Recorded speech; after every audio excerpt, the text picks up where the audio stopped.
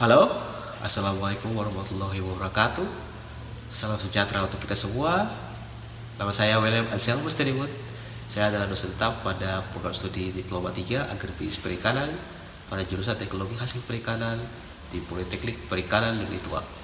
Pada periode UKT PT Bidang Pengajaran kali ini, saya akan mendeskripsikan mata kuliah bidang keahlian saya, yaitu Strategi dan Kebijakan Bisnis Perikanan. Sebelum saya memulai deskripsi dari mata kuliah ini dengan metode delivery, interaction, dan assessment, saya akan terlebih dahulu menjelaskan secara singkat mata kuliah ini. Mata kuliah ini dibagi menjadi dua bagian. Bagian pertama sampai UTS, materi yang diajarkan atau yang difokuskan adalah strategi, termasuk perumusan strategi, evaluasi strategi, dan juga implementasi strategi. Kemudian setelah UTS hingga UAS, fokus pengajaran atau fokus materi yang diberikan kepada mahasiswa adalah bidang kebijakan, di mana strategi yang sudah ditetapkan pada awal itu, pada bagian awal dari semester ini, kemudian akan dirumuskan kebijakan yang sesuai dengan strategi yang sudah dirumuskan tersebut. Dengan demikian maka diharapkan mata kuliah ini akan dapat memberikan kompetensi yang diharapkan dari program studi ini, di mana program studi ini targetkan bahwa lulusan dari program studi ini salah satunya menjadi wirausaha bidang perikanan. Untuk itu maka kami dari tim teaching dari mata kuliah ini telah menyusun 3 CPMK untuk mendukung profil lulusan yang diinginkan oleh program studi ini. Berdasarkan 3 CPMK tersebut, kami membagi menjadi 10 sub CPMK yang terdistribusi secara merata pada 14 pertemuan teori di mata kuliah ini. Untuk proses delivery dari mata kuliah ini, yaitu bagaimana saya memberikan mata kuliah ini kepada mahasiswa, mata kuliah ini diberikan dengan menggunakan pendekatan student-centered learning, di mana saya mengaplikasikan dan mengimplementasikan metode project based learning, di mana mahasiswa diminta untuk membuat sebuah proyek. Proyek yang kita sepakati bersama dengan mahasiswa adalah membuat kajian lingkungan bisnis, di mana mahasiswa diminta untuk menganalisis lingkungan internal dan eksternal, membaginya dalam SWOT, dan kemudian merumuskan strategi pengembangan bisnis perikanan. Untuk itu maka mahasiswa dibagi menjadi beberapa grup, beberapa kelompok, yang masing-masing kelompok itu saya distribusikan merata sesuai dengan kemampuan ekonomi dan kemampuan akademis mahasiswa, sehingga saya harapkan bahwa kelompok tersebut mahasiswa dapat dengan lancar mengerjakan materi dan tugas yang disampaikan dan proyek yang disampaikan, yang mana harus dilakukan setiap minggu. Untuk referensi yang digunakan dalam mata kuliah ini dibagi menjadi dua bagian, yaitu referensi utama dan referensi pendukung. Referensi utama yang digunakan dalam mata kuliah adalah buku ajar yang saya karang sendiri yang terbit pada tahun lalu dan sudah mulai digunakan pada semester ini. Ini penting karena hingga saat ini belum ada materi yang terkait langsung dengan bidang strategi dan kebijakan bisnis perikanan pada bidang vokasi, sehingga buku ini menjadi acuan utama dan menjadi referensi pada mata kuliah ini hingga tahun-tahun ke depan.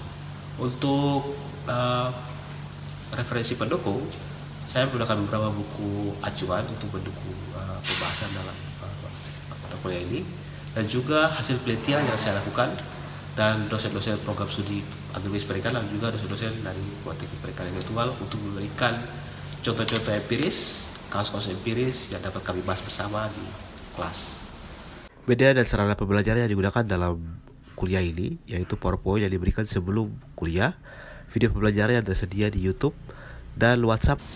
Untuk proses interaksi, karena mata kuliah ini mengadopsi project based learning, di mana mahasiswa diminta untuk membuat proyek, maka secara tidak langsung setiap kali pertemuan mahasiswa akan selalu menjadi pusat pembelajaran. Mereka akan selalu berinteraksi dengan saya, berinteraksi dengan sesama kelompoknya, dan juga dengan kelompok lainnya dalam kelas. Karena setiap kali mulai kuliah saya akan memancing mahasiswa dengan pertanyaan-pertanyaan untuk membuat suasana lebih hangat dan lebih santai. Kemudian saya juga sering juga menggunakan game untuk memudahkan menjelaskan materi yang saya gunakan. Seperti ketika saya memberikan materi tentang visi dan misi, saya akan menyuruh mahasiswa untuk menulis apa target mereka di 5 tahun akan datang atau 10 akan datang di sebuah kertas untuk kita bahas bersama. Atau ketika saya menyusun atau memberikan materi mengenai menyusun strategi, maka saya membuat semacam game sehingga mahasiswa juga ikut berinteraksi dalam game tersebut. Jadi setiap kali pertemuan saya pasti membagi mahasiswa dalam beberapa grup dan memberikan kasus kepada mereka. Dan kemudian saya memberikan simulasi awal dan saya akan memberikan kesempatan kepada mahasiswa untuk mengerjakan bersama kelompoknya, dan pada akhir mata perkuliahan mereka akan mempresentasikan hasil kelompoknya yang kita bahas bersama. Dengan kombinasi itu maka selalu ada interaksi antara saya dan mahasiswa dan antar mahasiswa, sehingga kelas menjadi tidak monolog dan satu arah dan menjadi lebih menarik bagi mahasiswa. Selain di kelas, mahasiswa juga boleh berinteraksi dengan saya melalui WhatsApp juga. Mereka bisa menanyakan materi yang diberikan, apa ada pertanyaan atau dari mereka atau tidak, atau ada yang perlu saya jelaskan lebih lanjut. Dan juga mahasiswa dapat mengumpulkan proyek yang mereka lakukan setiap minggu melalui WhatsApp juga. Untuk proses assessment, kami di Politeknik Pernikahan Virtual kami memiliki sistem informasi manajemen akademik atau dikenal dengan SIMAK, yang mana pada sistem tersebut ada kriteria-kriteria penilaian yang sudah baku dan wajib diikuti oleh seluruh dosen di program, baik di program studi administrasi maupun di Politeknik Pernikahan Virtual secara umum. Karena mata kuliah ini tidak ada UTS maupun UAS, maka saya merubah sedikit kriteria penilaian untuk UAS dan UTS. Untuk UTS itu mahasiswa harus mengumpulkan progress report dari proyek mereka, yang mana progress report tersebut adalah ringkasan dari laporan-laporan mereka yang mereka kumpulkan selama minggu-minggu awal. Kemudian untuk UAS mereka akan diminta mengumpulkan laporan akhir dari proyek mereka dan mempresentasikan proyek tersebut. Nah, untuk penilaian laporan kemajuan maupun laporan akhir dan presentasi sudah ada rubrik-rubrik yang kami tipis buat. Lebih lanjut untuk proses penilaian, selain UTS dan UAS yang kami konversikan dalam bentuk progress report, laporan akhir dan presentasi, kriteria lain dalam penilaian adalah kehadiran. Mahasiswa hanya boleh absen 3 kali. Kemudian mahasiswa wajib mengikuti survei lapangan yang dilakukan oleh kelompoknya mereka, atau praktek lapangan tambahan dari mata kuliah ini. Mereka wajib mengikuti setiap praktek dan survei lapangan yang dilakukan. Kemudian mahasiswa juga wajib mengumpulkan minimal satu tugas dan 1 kuis untuk bisa lulus dalam mata kuliah ini minimal. Saya akan menampilkan cuplikan pembelajaran saya pada pertemuan ke-13 pada semester ini, yang mana pada video tersebut saya akan memberikan materi mengenai SWOT. Selamat menyaksikan. Jadi ini pertemuan ke-13. Pagi semua? Masih ingat kelompok kemarin tidak ya? Kelompok yang kemarin? Kita. Nah, sehingga berhantar. Nah, ini pertemuan ke-13. Kemarin sudah dong? Ya, kemarin tadi kita bisa tahu intro miliki kita. Nah, sekarang ini sudah. Nah, minggu depannya itu kalian punya indikator dari interatur. Kalian bagi strength yang mana, weakness yang mana, opportunity yang mana, threat yang mana. Nah, kita lihat dulu kalian bagi minggu depan. Nah, kalau sih. Nah, jadi kalian punya proyek gitu ya, kalian punya itu. Dia punya itu di sini juga. Bagaimana kalian bisa memformasikan strategi untuk melakukan kajian di proyek bisnis lain untuk intinya sih kalian harus tahu kalian. Kalau ada pertanyaan, tanya. Proyek itu Bapak, Bang Dimas, dari proyek itu bisa dengan baik dan tepat. Oke, kita baik. Soal sini sampai sih super ada kata-kata soal ini. Semua. Coba soal selama. Aisyah.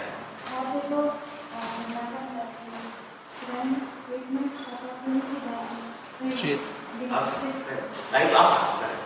Kalau dari sering-sering dia kan sesuatu itu apa sebenarnya? Sesuatu apa?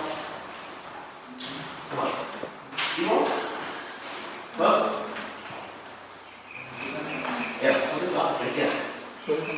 Ada kan seperti peradilan pemasaran kan?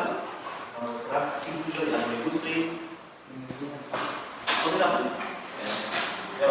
Menurut saya itu merupakan metode analisis di mana suatu perusahaan berusaha untuk bisa mengukur apakah perusahaan tersebut adanya kendala dan Betul. Ada buat dari ini? Aisyah? Itu soal itu di mana analisis suatu perusahaan atau suatu usaha merancang suatu strategi untuk bagaimana mengembangkan usaha itu untuk jangka panjang maupun jangka pendek. Ada yang boleh kami Aisyah dengan Ted? Suruh sini. Ya Pak. Ya, boleh. Itu analisis yang dilakukan sebelum dan sesudah memulai usaha untuk melihat peluang pasar, untuk melihat kekuatan pasar kita dan melihat ancaman kita dan menentukan strategi-strategi apa yang dibuat untuk menghadapi pasar atau menghadapi ancaman yang kita dapatkan nanti. Nah, mantap dong. Jadi itu kan menurut saya ada dari nanti yang lain sih perhatikan saya perhatikan kalian belajar coba tadi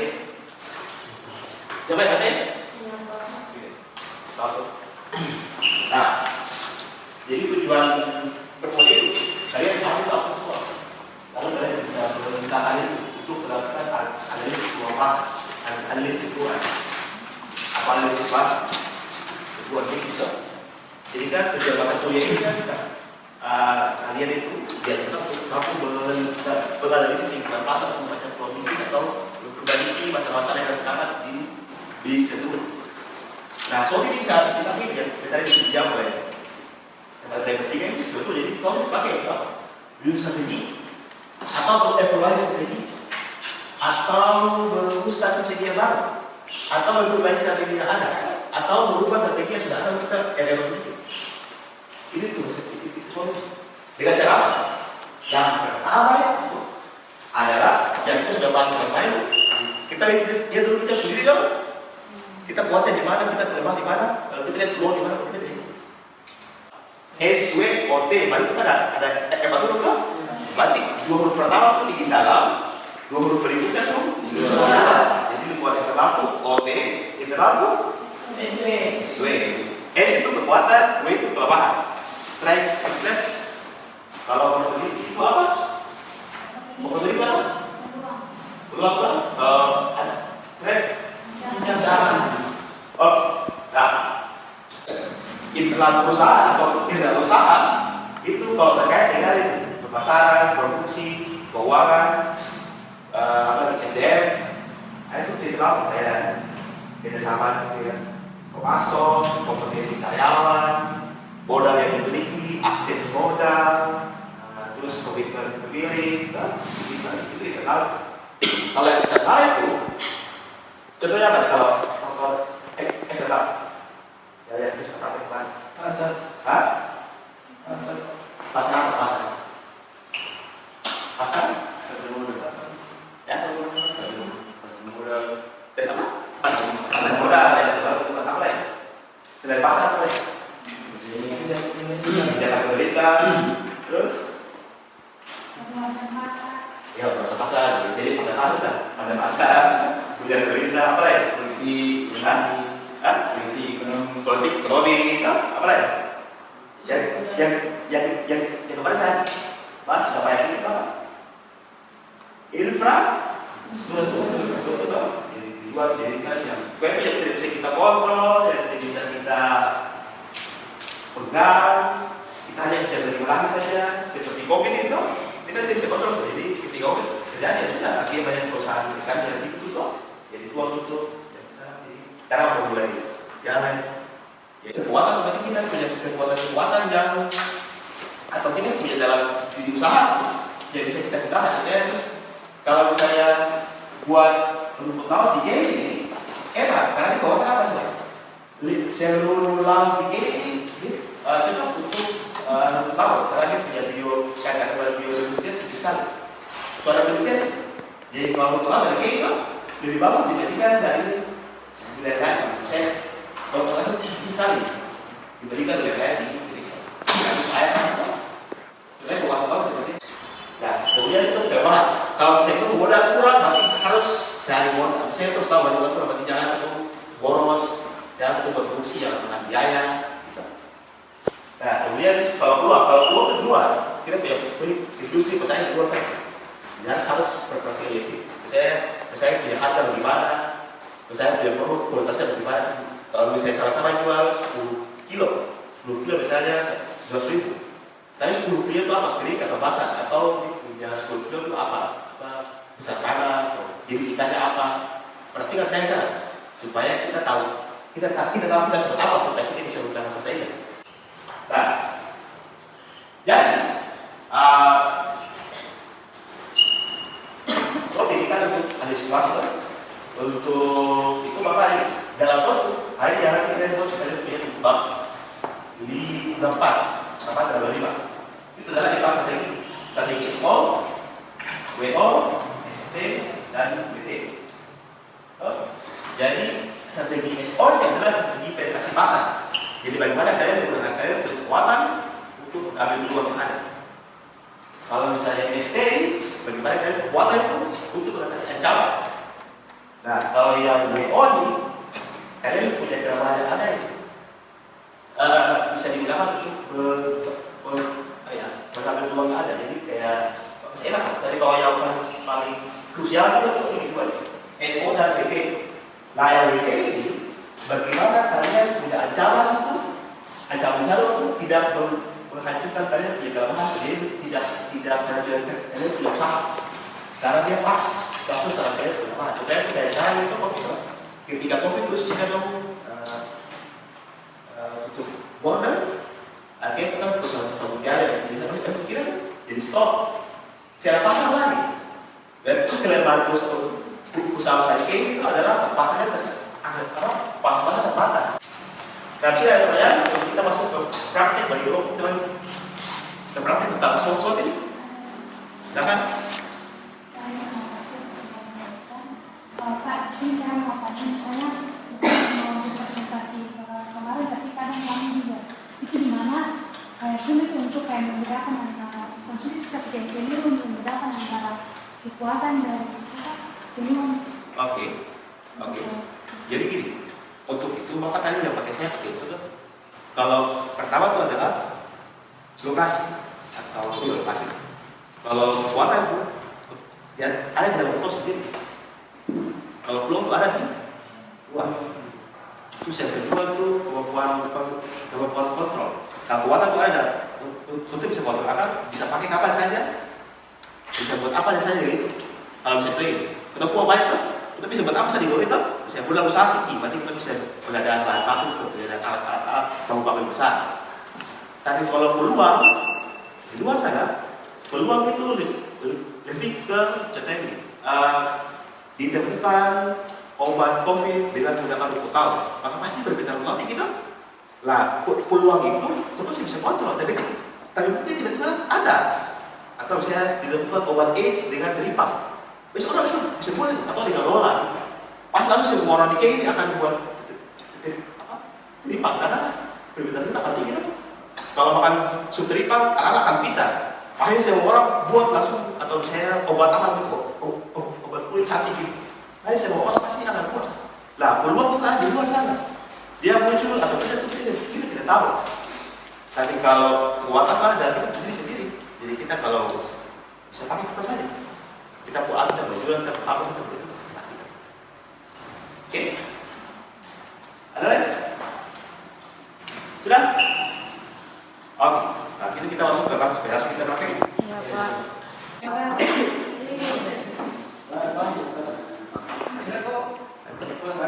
Ada kelompok yang ini jadi yang kita tahu bagi internal punya bagi internal.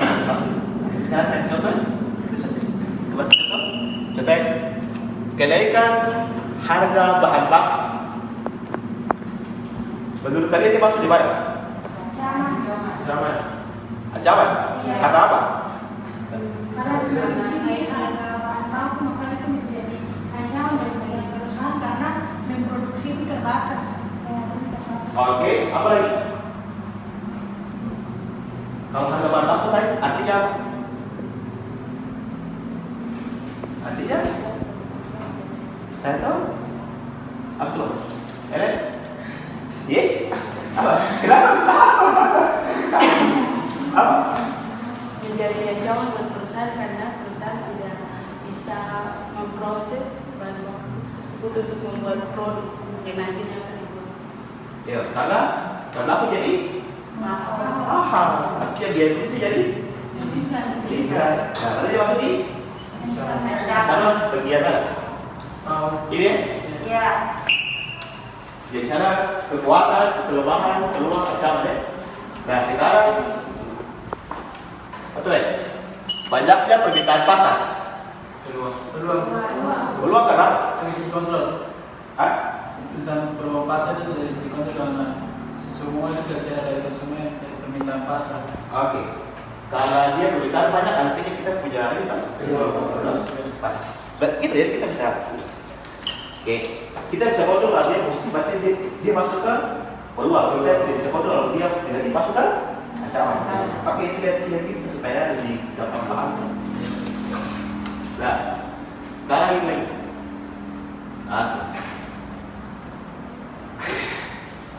Kerja sama. Ini coba. Kerja sama tim. Dengan Internal lalu apa? Hah? kekuatan. Kekuatan kan? Karena apa? Karena kerja sama yang baik. Ya toh? Kalau kerja kami kerja sama-sama, saya sama kan bagus toh? Nah, kekuatan sini.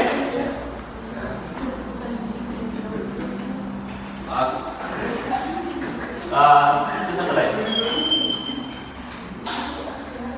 Ini kurangnya kinerja karyawan. Kelemahan. Karena apa? Hah? Kurangnya kinerja karyawan bisa membuat mempengaruhi perusahaan tersebut, mungkin prosesnya tidak berjalan dengan baik. Besok malam kan? Ya. Nah, Begini saja. Penting ya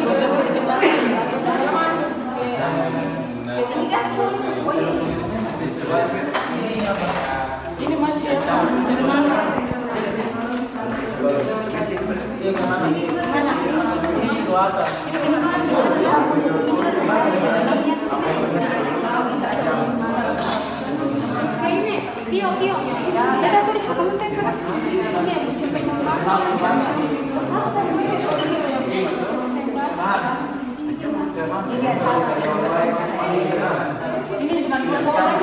Kami dari kelompok 3 akan mempresentasikan bantu.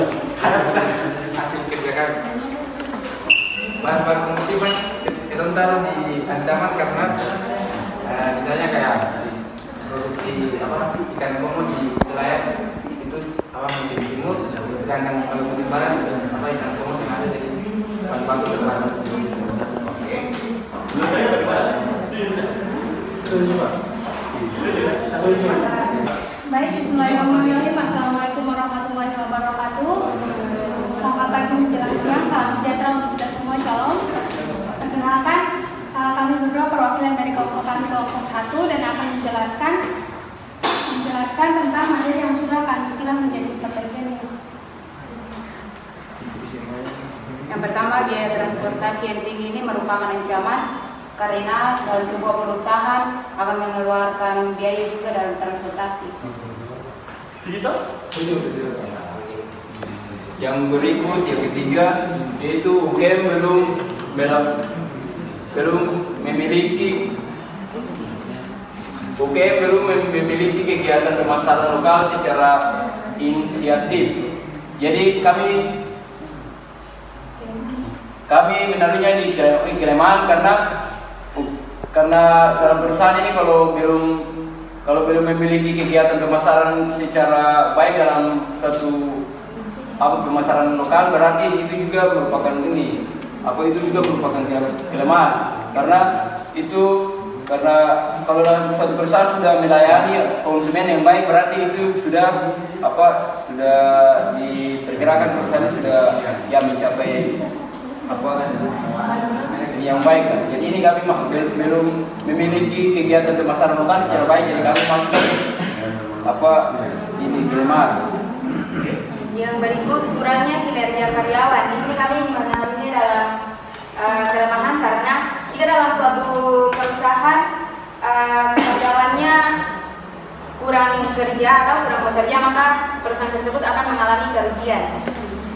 Aldi, Kau mau tanya kenapa sampai apa kapasitas produksi dengan harga yang ini apa? Ini pasti produksi dengan harga yang tinggi, harga yang produksi yang tinggi. Kenapa masuk di ancaman? Menurut kelompok kan tadi bilang kata ini sebagai ancaman karena nanti apa? Nanti Karena itu mengurangi konsumen. ini karena harga produksi yang tinggi itu kan harga produksi PT itu punya harga produksi yang produk yang sudah jual, harga produk yang dijual itu tinggi, kita harus mengurangi konsumen. Tetapi menurut kelompok itu bisa jadi sebagai peluang juga, karena peluang atau kekuatan peluang. Kalau kita tadi itu ancaman. Kalau kita menurut kelompok itu bisa jadi peluang karena sesuatu yang produk yang tinggi kan dari kenaikan bahan baku, semakin tinggi bahan baku, semakin tinggi harga jual, itu juga sebagai keuntungan bagi itu perusahaan. Iya, jadi kalau kita pakai kalau misalnya kita pakai logika ini, bahan baku biaya produksi kan sama dengan biaya karyawan atau biaya tambah. Nah, kalau misalnya harga bahan baku itu dimaksud ke biaya karyawan, betul? Dia itu kan bahan baku bisa berubah sesuai dengan kebutuhan. Nah, ketika harga bahan baku dia naik, toh, itu pasti akan meningkatkan biaya.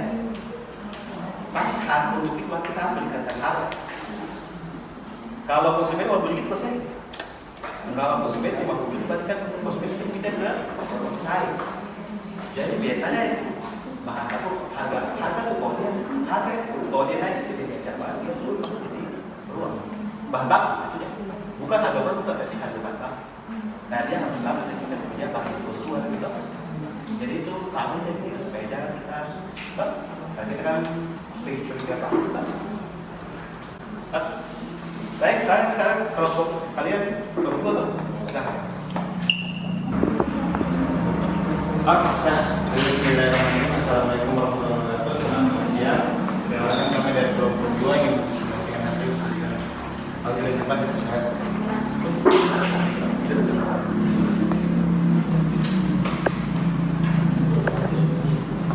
Di sini yang pertama, kita memiliki transportasi mengangkutkan pada proses stocking. Di sini sebagai kelemahan karena akan memperlambat produksi karena terlambatnya karyawan yang datang ke perusahaan. Yang kedua, memiliki laboratorium kemudian nyetir lengkap. Itu akan membantu betul untuk tidak kerja salah untuk menyebut sebuah produk. Ini sebagai kekuatan dari perusahaan. Keterampilan karyawan yang kurang. Keterampilan karyawan yang kurang itu masih dikarenakan kelemahan karena dalam kayak dong mau produksi sesuatu dengan khas mengkolaborasi sesuatu, menciptakan sesuatu yang baru, tapi karena kurangnya keterampilan dari karyawan itu, maka produknya hanya begitu-begitu saja. Asik. Jadi bisa kita pribadi itu, berarti itu saya punya buku itu kasih kalian tuh, yang pasnya supaya kita buat strategi SO,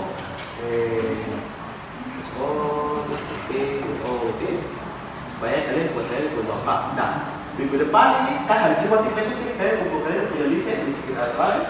Iya. Saya kasih waktu depan. Besok.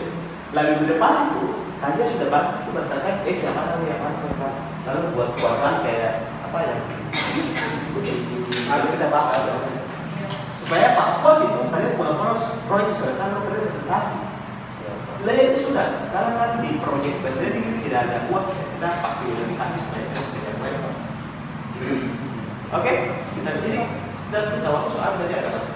Saya akan belajar dari sekolah. Oke? Kita sering berdiri di depan. Selamat pagi. Demikianlah video dari saya. Semoga video ini bermanfaat. Terima kasih.